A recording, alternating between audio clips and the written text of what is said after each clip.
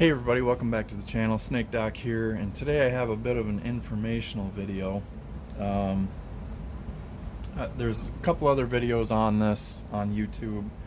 Um, they don't get into complete specifics, so I'm just going to cover it best I can. So here I have a Gen 1 M&P. Happens to be in 40 caliber. This is dates somewhere around 2011, 2012. I can't remember exactly. I know it's somewhere around there. So it has some parts that Smith & Wesson updated. So this gun in the factory configuration with these parts, which are this trigger bar, which does not have a stamping on it, this red spring, which only has like 8 coils. I don't know why that won't focus. There it is. And then this slide stop, slide release. Okay, so they updated these to give you a better reset. This one you had no idea if the trigger reset or not. There was no click, there was no noise, there was no tactile sensation in your trigger finger. You just had to basically let the trigger all the way out because you just didn't know where the reset point was. So over the years, what they did was these parts I happened to get from Brownells, and both of these, this is a complete trigger bar assembly with a new trigger and a trigger spring, which has a lot more coils on it, and then a new slide stop assembly with the spring built on. And I got these from Brownells for it was under $40 shipped for both. So, to me, to use factory parts that have been improved, and it's a cheaper option than doing like the full Apex shebang. But what I want to show you is some of the differences here. So to prevent breaking, basically what they did was they welded or brazed some extra material on the curve here. So let's see, this curve, I'm going to try and do it like this. You can see how thin that is back there. Above my thumbnail, you can see how thin that is. And then, not that I ever heard of them breaking, but they must have. And then this one, you can see that extra bit of goop on there. The thing that actually improves the reset, though, is let's see if I can get a pointer in there. This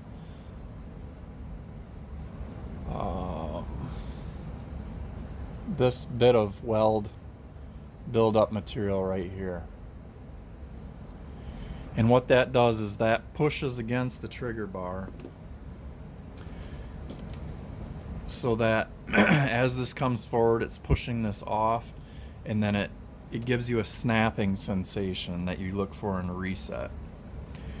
As it, when it's disconnected, to slam it back over and get it back into the sear, if that makes sense. So the visual difference there, that covers the slide stop. So the slide stop, basically, if you took your stock one, and another video, a guy just takes JB Weld and puts it on there. He doesn't pinhole drill this or anything, so I'm not really sure how good the JB Weld is going to adhere. I would really rough that up if you're going to do the JB Weld route. Rough that up really with like a diamond bit on a Dremel or something, one of those burring tools. Just really get it nice and rough so that that JB Weld really grips onto it. My best suggestion would be to take a 1/16 inch drill bit and just drill like 3 or 4 holes right there. And then as you build your JB Weld into it, make sure that it's starting to leak through on the back side here. And then you can just run a file or some sandpaper in there to get it off. But those legs will help grip to the trigger bar. What you could also do, and I was going to do this, but I chose just to buy the parts, was I was just going to grind it off, and I was just going to spot weld a couple spots on there and then just work them with the file until they just gave me that feeling that I was lacking and looking for.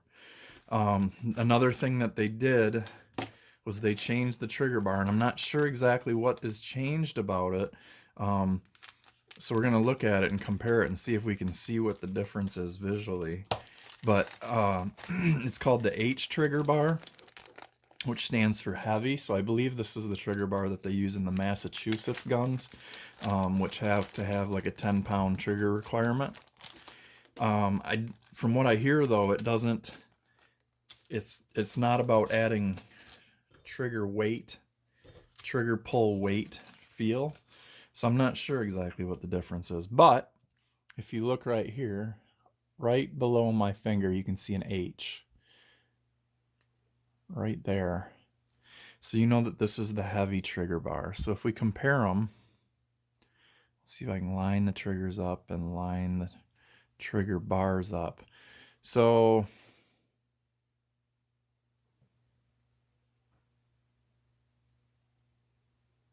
on the H bar, I don't know if this is the way I'm holding it. It looks like this will engage the sear earlier by a very, very minuscule amount, but earlier than this. It looks like it's a little bit more that way. And the tail of the trigger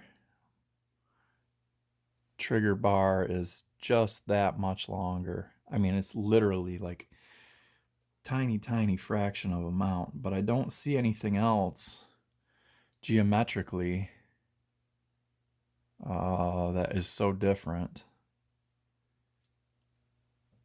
So what I'm going to do is I'm going to look at this, the section right here that pushes up the striker block, and then the section right here on the loop that rides on the sear, is I'm going to look at them through a magnifying glass, and I'm going to see if they look rough at all.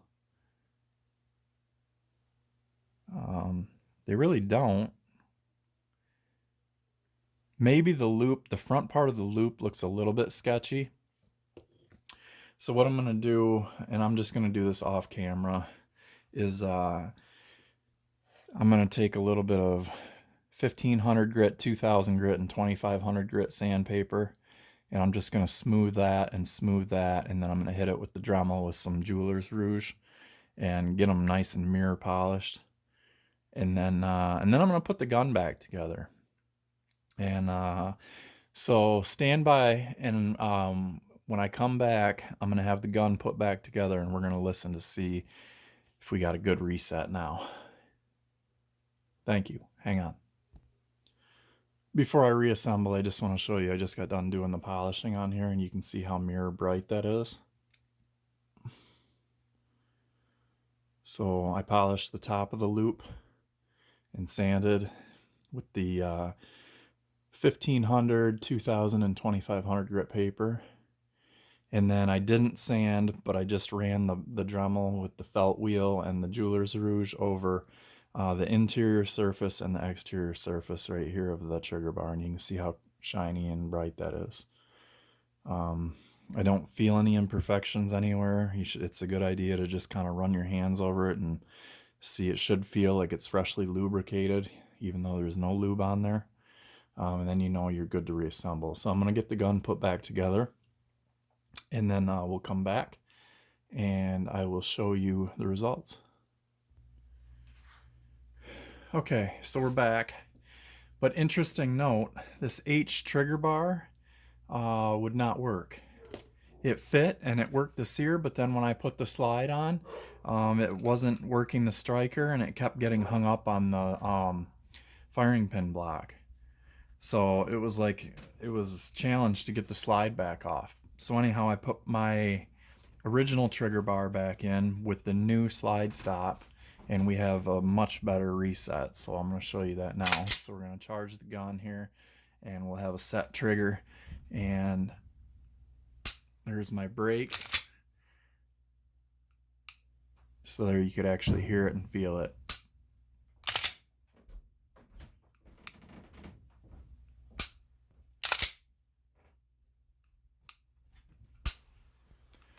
Way nicer trigger.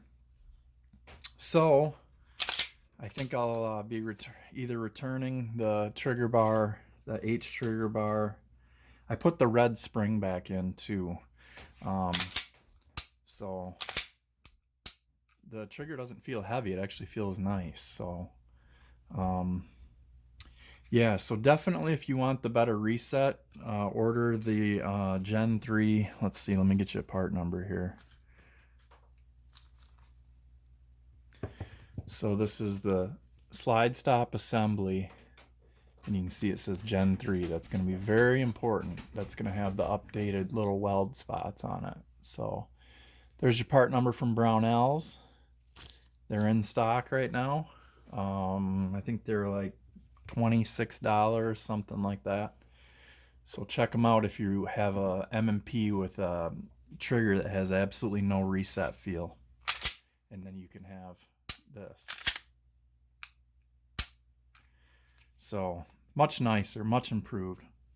Well worth it in my opinion.